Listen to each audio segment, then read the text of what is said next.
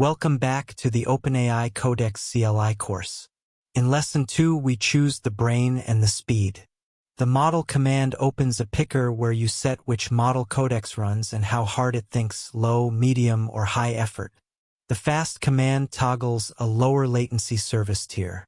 Let's open the terminal and dial both in. Here we are at the prompt. Let's pick a model, set its effort, and then try the fast tier. We type /model, and Codex opens an interactive picker. This is where we choose the active model and, right alongside it, the reasoning effort we want so we can trade depth of thinking against speed and token cost.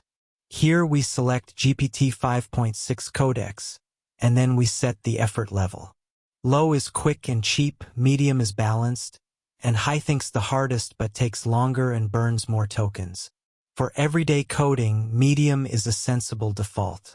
Confirm the choice and Codex applies it. Notice the footer status line now shows the model and effort we picked. That little line is your at-a-glance reminder of exactly which brain is answering right now, without opening a menu. Now the speed dial. We type /fast, which toggles the fast service tier for lower latency responses on supported plans. You can turn it on, turn it off, or check status, so you can favor snappier replies when you want them. One more tip for scripting. Everything we did with the model picker has a launch flag equivalent.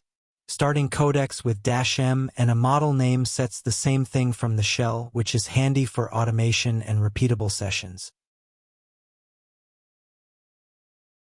Here's what to keep. The model command opens a picker to choose the active model and its reasoning effort. Higher effort thinks deeper but runs slower and spends more tokens. Medium is a solid default. The fast command toggles a lower latency service tier, on, off, or status on supported plans. Head to Standarity.com for the full Codex CLI course, and join us in Lesson 3, where permissions and approve set how much you trust the agent.